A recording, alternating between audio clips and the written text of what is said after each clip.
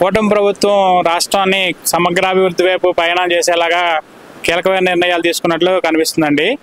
తీసుకునే నిర్ణయాలని రాష్ట్రంలో అటు ఒక పక్క సంక్షేమం, మరోవైపు అభివృద్ధి కూడా రెండింటినీ సమపాలలో ముందుకు తీసుకెళ్లేలాగానే మంత్రిమండలి నిర్ణయాలు ఉన్నాయని మాకు అనిపిస్తుంది.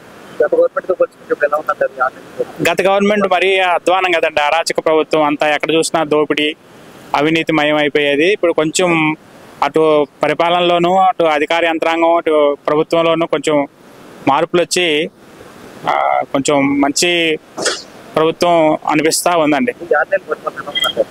6 నెలల ప్రభుత్వం, ఈ 6 నెలల్లో సంక్షేమం వైపు చూసుకుంటే మనకి వృద్ధులకి, వికలాంగులకి పెన్షన్లలో పెంపు చేశారు. అదేవిధంగా ఒక పక్క గ్యాస్ బండ్లకు సంబంధించిన రాయితీ సొమ్ము 3 బండ్లు ఫ్రీ ఇస్తానని చెప్పినారు, దాని ప్రకారం అది అమలు చేశారు. మరి ఇంకా అసలు ఎన్నికల్లో చెప్పిన దాని ప్రకారం చూసుకుంటే ఇంకా కొన్ని చేయాల్సి ఉంది. ఇటు డిఎస్సి తొలి సంతకం కూడా కొంచెం జాప్యం అయినట్టు, అంటే ఎస్సీ వర్గీకరణ సుప్రీంకోర్టు తీర్పు ఇచ్చిన నేపథ్యంలో ఆ డిఎస్సి కూడా కొంచెం వాయిదా పడటం కొన్ని వర్గాల్లో ఆందోళన ఉంది. కానీ త్వరలోనే అవన్నీ తొలగిపోయి డిఎస్సి కూడా ప్రకటిస్తారు. ఆ విధంగా ముందు మంచి ప్రభుత్వమే నడుస్తుందంటూ అనిపిస్తుందండి, అభివృద్ధి కనిపిస్తుంది.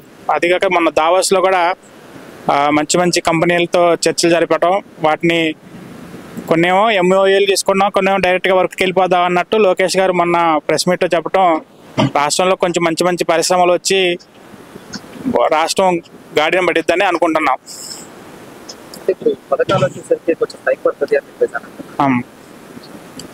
ఇప్పుడు అంటే గత 5 సంవత్సరాల్లో జరిగింది ఏంటంటే అంతా అరాచకం, అభివృద్ధి లేకపోవటం. ఇటు అమరావతి కానివ్వండి, అటు పోలవరం కానివ్వండి, పారిశ్రామిక రంగం కానివ్వండి, మరోవైపు వ్యవసాయ రంగం కూడా కొంచెం కుదేలైపోయి అన్ని వర్గాలు, ఇప్పుడు ఇసుక కష్టాల వల్ల పని వాళ్ళకి పని లేకుండా పోయింది. ఆ రియల్ ఎస్టేట్ రంగం కుదేలైపోయింది. దీనివల్ల ఏంటంటే కొంచెం ఆర్థిక వ్యవస్థ మందకొడిగా ఉండి నిధులు సమృద్ధిగా లేవు, ఖజానా కొంచెం డొల్లగా ఉండటం వల్ల పథకాలని వేగంగా చేయలేకపోతున్నారు. కానీ ఖచ్చితంగా అమలు చేస్తారని నమ్మకం ఉందండి. ఇప్పుడు ఆయన ఎన్నికల హామీ ఇచ్చిన ప్రకారంగా పెన్షన్ పెంచడం చేశారు, గ్యాస్ సిలిండర్లు చేశారు. ఇంకా కొన్ని అంటే చెప్పినప్పుడే కొంచెం అవి పెద్ద పథకాల్లాగా అనిపించినాయి. ప్రభుత్వం రాష్ట్రాన్ని సంపద సృష్టి వైపు తీసుకెళ్తే అవి పెద్దగా భారమైనవేం కాదండి. చంద్రబాబు నాయుడు గారు విజనరీ, ఆయన ఆలోచించే నిర్ణయం తీసుకుని ఉంటారు. మరోవైపు గవర్నమెంట్, కేంద్ర ప్రభుత్వంలో కూడా మన రాష్ట్ర ఎంపీలు ఆ ప్రభుత్వంలో కీలకంగా ఆ ప్రభుత్వ ఏర్పాట్లో ఉన్నారు కాబట్టి ఆశాజనకంగానే నిధులు తీసుకొచ్చి, గ్రాంట్లు తీసుకొచ్చి సంక్షేమ పథకాలు చెప్పిన మేరకు, ఎన్నికల మేనిఫెస్టోలో హామీ ఇచ్చిన మేరకు అంటే వేగంగా చేయలేకపోయినా ప్రజల సంతృప్తి స్థాయి అందుకునే విధంగా చేస్తారనే నమ్మకం మాకుంది. చంద్రబాబు నాయుడు గారు, లోకేష్ గారు, పవన్ కళ్యాణ్ గారు. లోకేష్ గారి పనితీరు మనం 2014-19 మధ్య ఆయన పంచాయతీరాజ్ గ్రామీణాభివృద్ధి, అప్పుడు ఐటీ శాఖ కూడా చేశారు. అక్కడ ఆనాడున్న బీజేపీ ప్రభుత్వం నుంచి మంచి అవార్డులు తీసుకుని ఆయన అప్పటికే ప్రూవ్ చేసుకున్నారు. తర్వాత ఈ వైసీపీ పాలనలో ఒక సంవత్సరం పాటు పాదయాత్ర చేసి ప్రజల్లో కూడా ఆయన రాడుదేలి మంచి నిర్ణయాలు తీసుకున్నారు.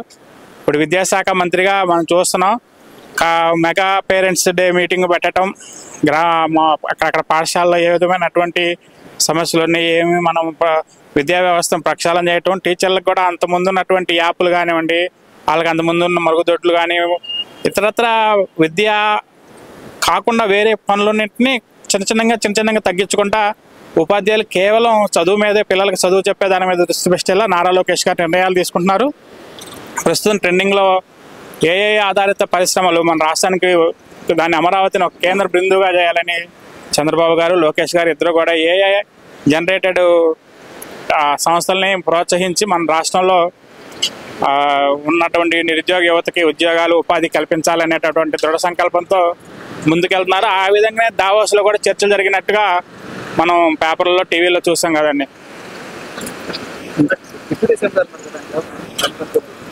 డిప్యూటీ సీఎం గారు కూడా మరి చూసాం, ఆయన ఈ పేదవాడి బియ్యాన్ని ఎలాగా బందికొక్కుల్లాగా తింటున్నారు అనే దాన్ని వెలికి తీసి ద్వారంపూడి చంద్రశేఖర్ రెడ్డి కాకినాడ అటువంటిలో ఆయన బలమైన ముద్ర వేశారు.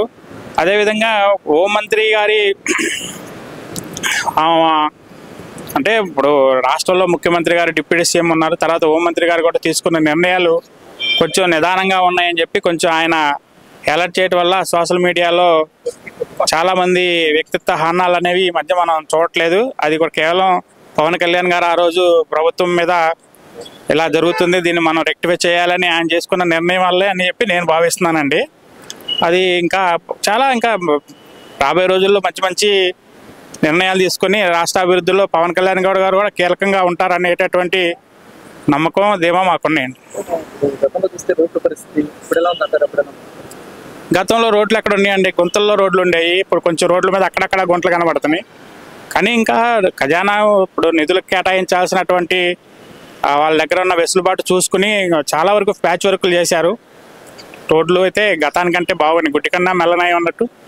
జగన్మోహన్ రెడ్డి 5 ఏళ్ళు అసలు ఎక్కడ కూడా తట్టడి మట్టి వేసిన పాపం బాగాలేదు. ఇప్పుడు కొంచెం రద్దీ ఎక్కువగా ఉన్నటువంటి రోడ్లలో మనం చూసుకుంటే అటు కాకినాడ వైపు కానివ్వండి, ఇటు విజయవాడ ఈ చుట్టుపక్కల లేకపోతే రాయలసీమలో కూడా రోడ్ల మీద మౌలిక వసతుల కల్పనలో ప్రధానంగా రోడ్లు కనెక్టివిటీ ఉంటేనే రాష్ట్ర అభివృద్ధిలో అది కూడా ఒక భాగం. కాబట్టి చంద్రబాబు నాయుడు ఫస్ట్ నుంచి రహదారుల అభివృద్ధికి ప్రాధాన్యత ఇస్తారు. అదేవిధంగా ఈ సంక్రాంతిలోపే గుంటలన్నీ పూడ్చాలని చెప్పేసి ఒక సంకల్పంతో పనిచేశారు. కానీ ఈ ఫిబ్రవరి చివరి నాటికి రాష్ట్రంలో గుంటలు లేని రోడ్లను చూడొచ్చు అని చెప్పి బీసీ జనార్దన్ రెడ్డి గారు మంత్రి గారు కూడా మొన్ననే ప్రెస్ మీట్లో చెప్పారు.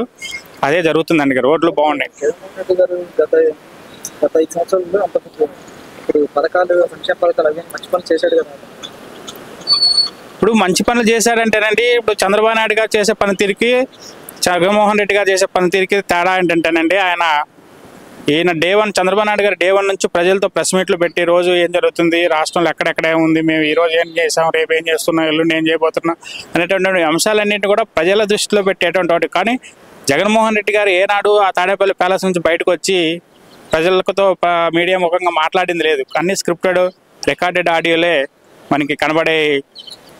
కానీ ఆయన ఏది మాట్లాడినా కూడా తెలిసిపోయింది. తర్వాత గడియారాలు, చేతికి గడియారం ఉన్నట్టు దాంట్లో టైము లేకపోతే అన్ని లైవ్ కూడా రికార్డెడ్ లైవ్ ఇచ్చినటువంటి ఘనత మన ముఖ్యమంత్రి గారికి అప్పట్లో ఉండేది. కానీ ప్రస్తుతం చంద్రబాబు నాయుడు గారి పనితీరు మనం 95 ముఖ్యమంత్రి గారు ఉన్నప్పటి నుంచి చూస్తున్నాం. అది చాలా బాగుందండి. ఏంటది సార్, రాజకీయాల్లో ఎప్పుడేం జరిగిద్దో మనం చెప్పలేమండి. జగన్మోహన్ రెడ్డి గారు మళ్ళీ వస్తారా అంటే మనం 151 నుంచి 11కు పడిపోయాడు. కానీ చంద్రబాబు నాయుడు గారి దగ్గర ఉన్నంత విజనరీ కానీ ఆయన దగ్గర ఉన్నంత అనుభవం కానీ జగన్మోహన్ రెడ్డి దగ్గర లేదు. ఎందుకంటే ఆయన ఫస్ట్ తనకు ఎదురులేదు అనుకున్నాడు. కానీ చంద్రబాబు నాయుడు గారు ఏ రోజు అట్లాగా తన అధిక ధీమాకు పోలేదు.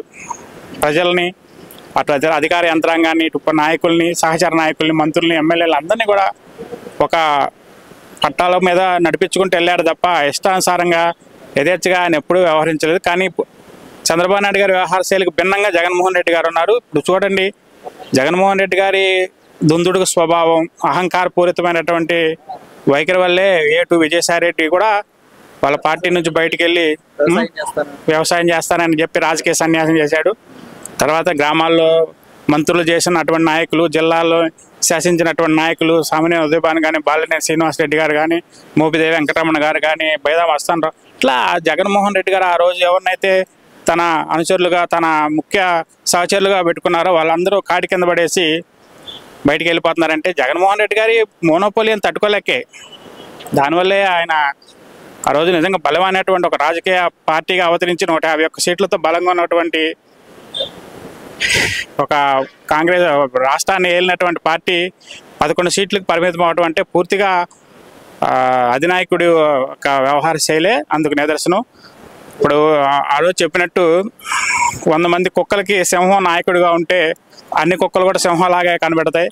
కానీ ఆ రోజు ఉన్నటువంటి 151 మంది సింహాలకి ఒక గాడిద నాయకత్వం వహించడం వల్ల అన్ని గాడిదలు అయిపోయినట్టు మనం వర్ణించుకోవచ్చు.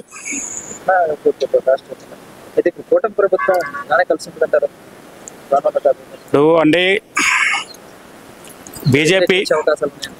బీజేపీ జాతీయ స్థాయిలో రాజకీయాలు చేస్తున్న పార్టీ, పవన్ కళ్యాణ్ గారు రాష్ట్ర స్థాయిలో ఒక ప్రధానమైనటువంటి రాజకీయ పార్టీ, తెలుగుదేశం పార్టీ 40 సంవత్సరాల నుంచి రాజకీయాలు చేస్తున్న పార్టీ. ఇక్కడ రాజకీయ పార్టీలకి, రాజకీయ నాయకులకి పరమావధి అధికారం. ఈ అధికారం తీసుకోవాలనేటటువంటి ఉద్దేశం ఉన్నటువంటి నాయకులు ఎవరైనా కూడా ఖచ్చితంగా రాజకీయాలు చేస్తారు. కాబట్టి ఏంటంటే ఆ రాజకీయ నాయకులకి రాష్ట్రం మీద ఉన్నటువంటి ఒక అభిప్రాయం. గతంలో జగన్మోహన్ రెడ్డి గారు పోతేనే రాష్ట్రం బాగుపడుద్ది అనేటటువంటి కామన్ ఎజెండాతో 3 పార్టీలు కలిసి పోటీ చేసినాయి. రానున్న రోజుల్లో ఎవరు ప్రాధాన్యతలు వాళ్ళకుంటే, అది కాక ఇప్పుడు తామర తంపరలా బయటకు వచ్చి ఆ జగన్మోహన్ రెడ్డి నుంచి బయటకు వచ్చేటటువంటి నాయకులు ఈ పార్టీలో చేరుతున్నారు. రాబోయే రోజుల్లో వీరు వారిని కలుషితం చేసి ఈ యొక్క పాలబిందులో ఒక ఉప్పు కనుక ఒక విషపు చుక్కను వేయడానికి కూడా ఆస్కారం లేకపోలేదు. కాబట్టి అదే మన రాష్ట్రం మంచి కోరుకునే వ్యక్తులుగా ప్రభుత్వం, ఈ కూటమి ప్రభుత్వం ఇంకా ఒక 10 ఏళ్ళు ఇలానే కలిసి ఉంటే బాగుంటుందని చెప్పి ఒక సాధారణ పౌరునిగా నా అభిప్రాయం. రాజకీయాల్లో మనం ఎప్పుడు ఏం పసిగట్టలేం, అంతా ప్రజల నాడిని ఎవరో చెప్పలేం కదా.